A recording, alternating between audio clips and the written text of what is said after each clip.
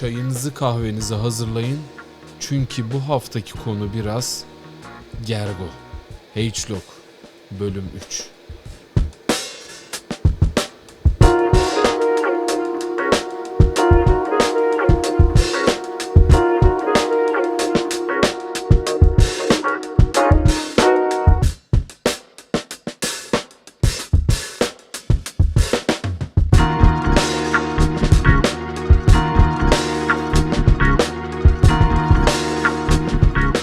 Evet, bu hafta bütün nargile seven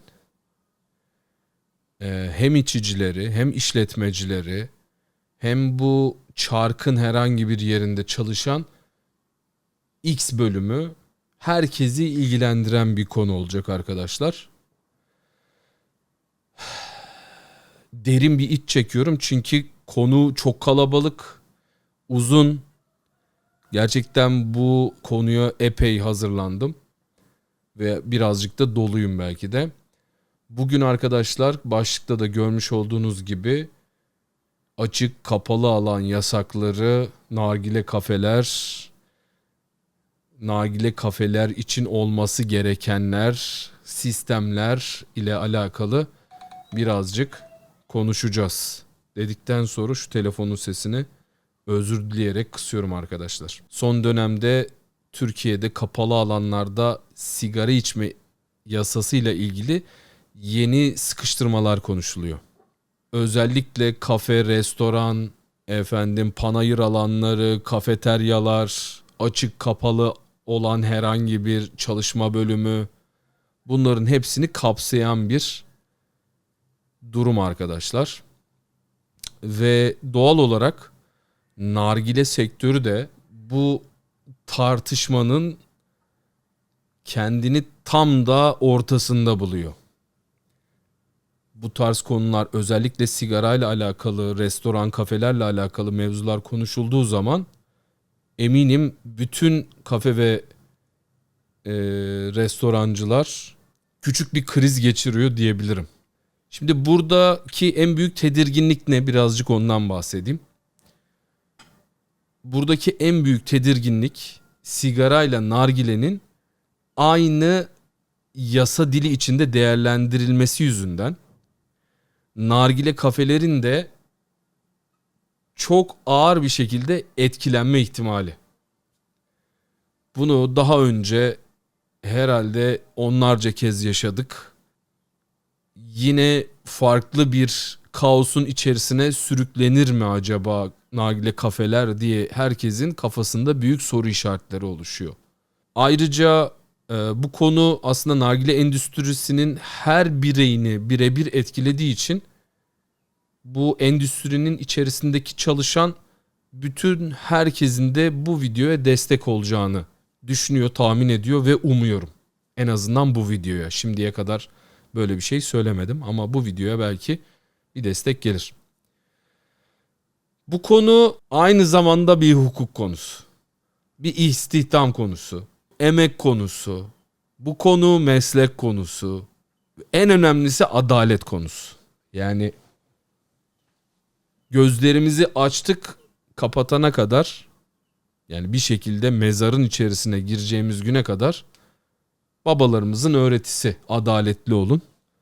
Atalarımızın öğretisi adaletli olun. Peygamberin öğretisi adaletli olun. Yaratanın öğretisi adaletli olun. Ben en baştan şunu net bir şekilde belirtmek isterim. Bu konuda kontrolsüzlüğü kesinlikle ve kesinlikle savunmuyorum. Her yer serbest olsun da demiyorum. Nargile verilen mekanlar sıradan kafe ve restoranlardan daha da sıkı denetlenebilir. Aması var. Ayrı bir denetleme sistemiyle. Çünkü sorun tam olarak burada başlıyor. Çayınızı kahvenizi demleyin demiştim.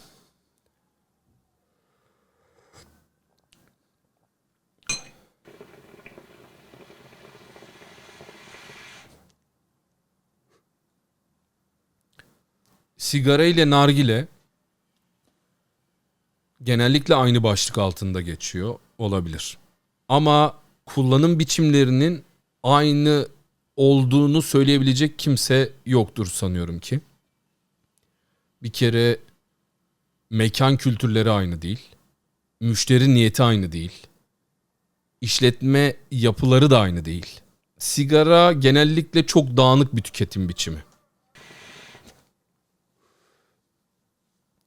İnsan yürürken içebilir. İş yerinde molaya çıkar içer. Yemeğe çıkar içer. Sokakta yürürken içer. Ayakta içer, oturarak içer. Yaslanarak içer. Gezerek içer. Her yerde içebilir. Ama nargile öyle değil. Nargile büyük ölçüde mekan odaklı bir deneyim. Ya bir kafeye gider oturur içersiniz, ya evinizde belirli bir süre, belirli bir alan gözetirsiniz ve kendinize yapar içersiniz. Yani nargile mekan odaklı bir deneyimdir. İnsan nargile içmek için özellikle bir yere gider. Ortamını seçer, sunumunu seçer, deneyimini seçer.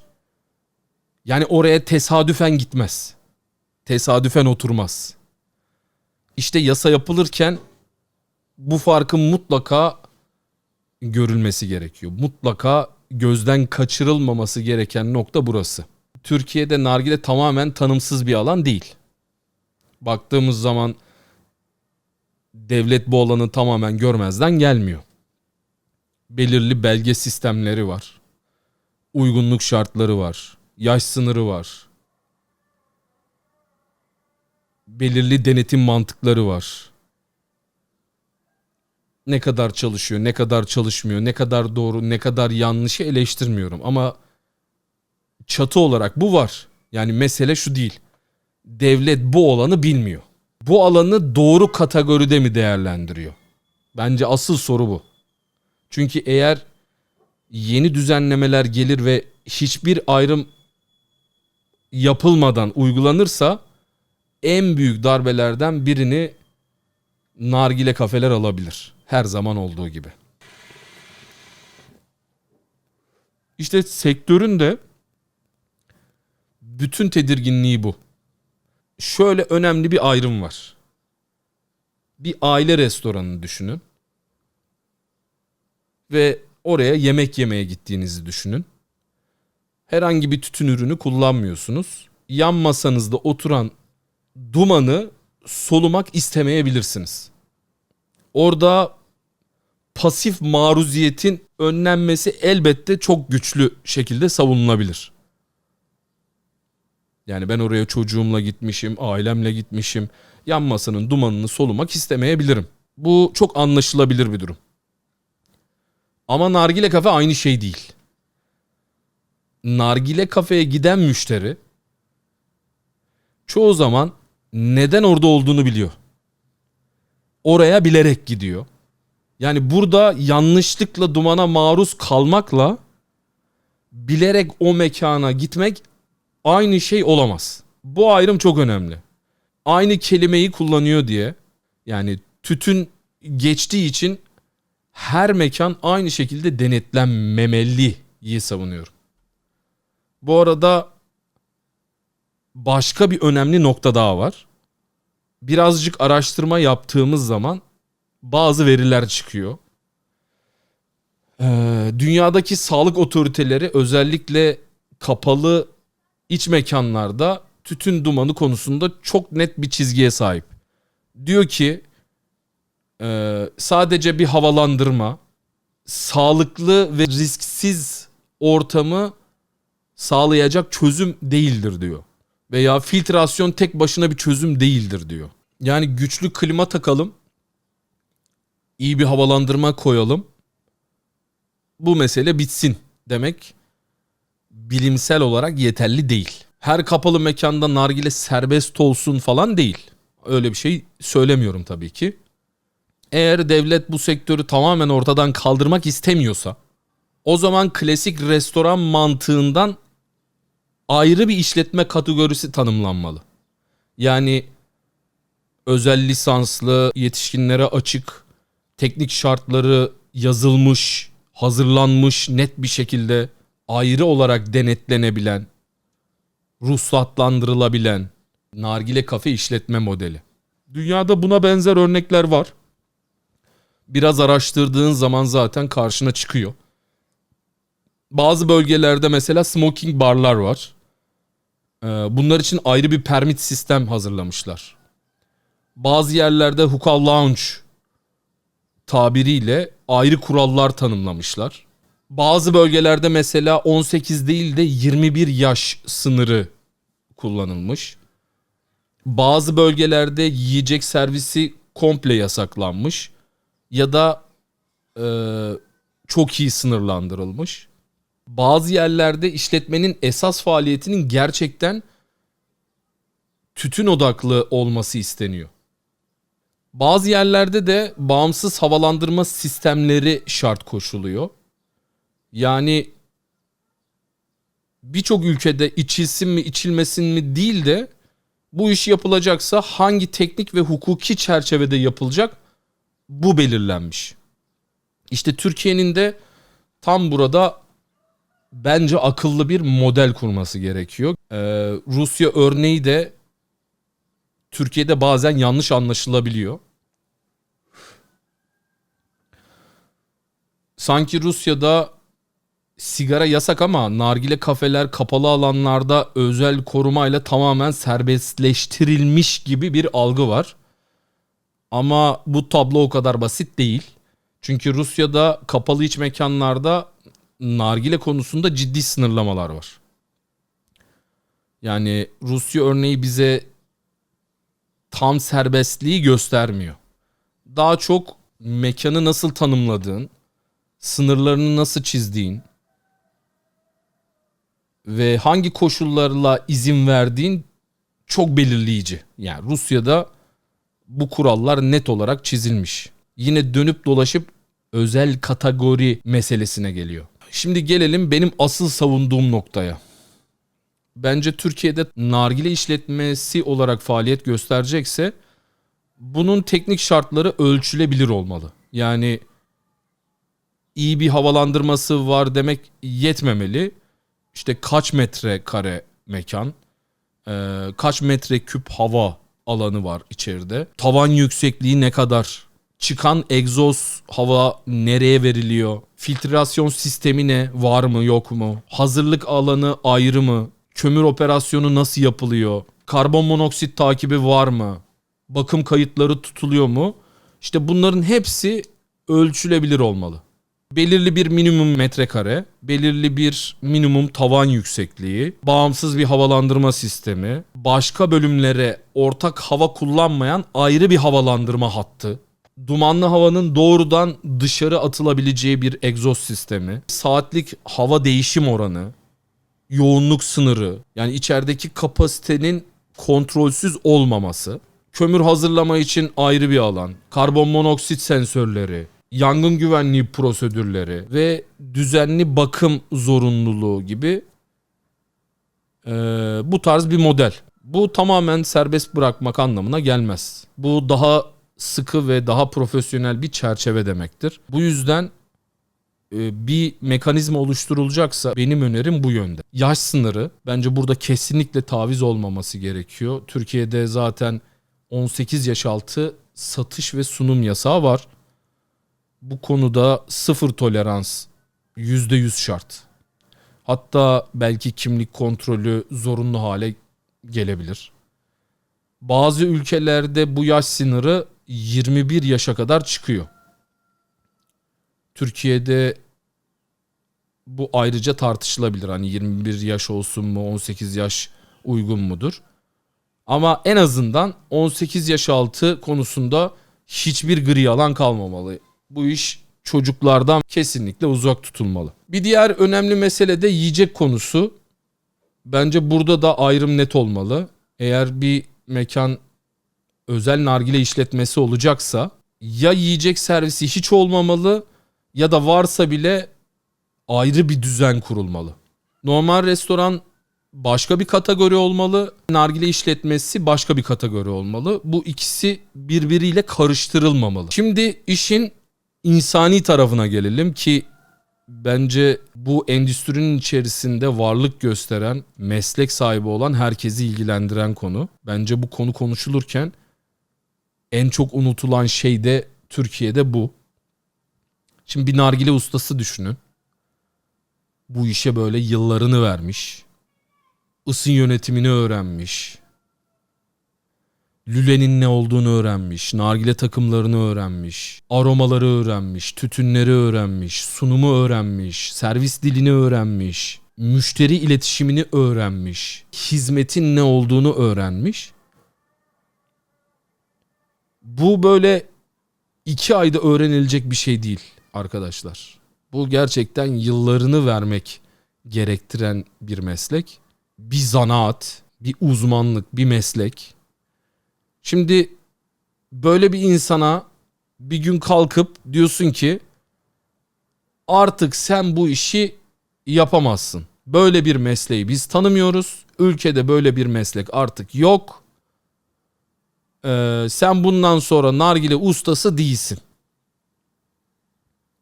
Bu çok ağır bir karar ya. Yani bunu söylerken bile gerçekten yutkunuyorum. Bir gün sabaha uyanıyorsun ve artık sen hiçbir şey bilmiyorsun. Senin tek mesleğin bu olabilir. Ve bir anda diyorlar ki sana bu mesleği artık yapmayacaksın.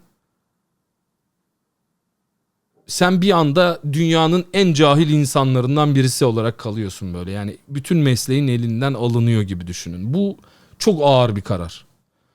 Bunu gerçekten çok sert ve yıpratıcı buluyorum. Çünkü burada kapatılan şey işletme değil sadece. Bir kişinin hayat düzenini bozuyorsun. Tecrübelerini hiçe sayıyorsun. Ustalığın artık yok diyorsun. Senin bir mesleğin yok diyorsun. Emek mi verdin? Artık o emeğin kimsenin umurunda değil diyorsun. Bir insanın yıllarını verdiği çalışma alanı bir anda böyle yok edilmemeli. Devlet elbette düzenleme yapabilir, denetimi sıklaştırabilir, yeni şartlar getirebilir. Ama bir mesleği bir kalemde silmek büyük bir yıkım olur. Bu yüzden Türkiye'de nargile kafeler yasaklanmamalı. Önüne set engeller konulmamalı. Ama özel bir kategoriye alınabilir. Belirli teknik şartlar bağlanabilir. Daha net ruhsatlandırılabilir ve bu ruhsat verilebilir. Ama net kararlarla açık bir şekilde yapılması gerekir bunların. Yani çözüm belge al, şartı sağla, yaş kuruluna uy, teknik altyapını kur, denetlen, ihlal ederse ceza ver. Ama kurala uyuyorsa da faaliyet göstermesine müsaade et. Bence adil model bu. Çünkü aksi olursa ne olur?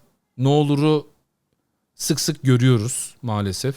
İyi bir işletme zarar görür, kötü bir işletme de. Belgesi olan yer de zorlanır ama belgesiz olan da çoğalır. Düzgün çalışan bir kafede kapanır. Merdiven altı büyür. Usta işsiz kalır, kalite düşer. Yani kağıt üzerinde sertlik artmış gibi görünür ama sahada daha kötü bir tablo ortaya çıkar. İşte bu yüzden sahayı %100 bilmek gerekir. Masada yazılan metin sahadaki gerçeği tanımıyorsa o metin çalışmaz. İnsanlar ailesiyle rahat bir şekilde bir restorana gitmeli. O başkasının içmiş olduğu dumanı solumak maruziyetinde kalmamalı. Bu önlenmeli. 18 yaş altına asla taviz verilmemeli. Denetim gerekiyorsa denetim yapılmalı. Çünkü bu alan var. Talep görüyor, yatırım alıyor, istihdam yaratıyor, meslek üretiyor. Ve bu alanı sadece sigarayla aynı cümlede geçti diye tek darbeyle yönetmeye çalışmak sağlıklı bir yöntem değil. Normal kafe ve restoranlarda çok daha net ve sert kurallar olabilir. Nargile kafeye ait özel lisanslı, yalnızca yetişkinlere açık olan, teknik altyapısı onaylı, bağımsız bir havalandırması olan ayrı bir sistem kurulabilir. Benim Kişisel görüşüm bu. Ve bence en akılcı yol da bu. Nargile bu toprağın miraslarından bir tanesi. Nargilecilik bu toprakların mesleklerinden bir tanesi. İnsanlar orada olmayı, oradan keyif almayı, belki arkadaşlık kurmayı, belki sosyal ortamını genişletmeyi, orada olmasını istiyorsa bunu yapabilmeli ve devlet bu konuda bence nargileyi alkol ve sigaradan net bir şekilde ayırt etmeli ve nargileye özel kurallar, denetlemeler, teknik şartlar konularak hazırlanabilir. Bu maalesef bizim ülkemizin ve bizim sektörümüzün sıkıntılı durumlarından bir tanesi ve son dönemde de oldukça gündemde. Hala hatta bir hastane doktorlara bir bildirge gönderiliyor ve bu bildirgede hastalara mutlaka tütünle alakalı bilgilendirme yapılması isteniyor. Yani olayın geldiği durumu iyice anlayın istiyorum. Her taraftan nargile ve tütünle alakalı bir baskı var. Bizim de mesleğimiz var.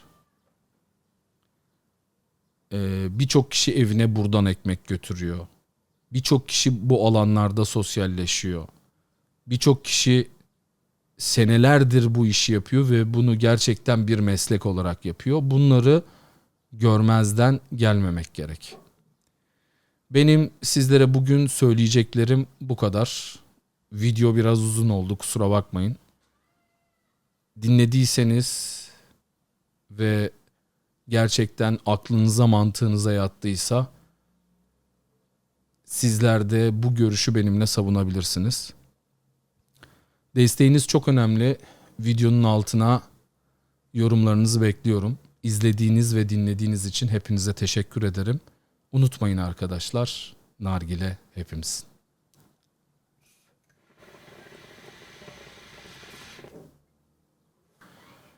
Videoyu sonuna kadar izleyenlere de küçük bir hediyem var arkadaşlar. Yorumlarınız arasından bir kişiye bugün içtiğim nargilenin lülesinden hediye etmek istiyorum. Yorumlarınızı okuyacağım. Görmüş olduğunuz bu lüleyi sizlerden bir kişiye hediye edeceğim. Yorumlarınızı bekliyorum. Aziz Allah.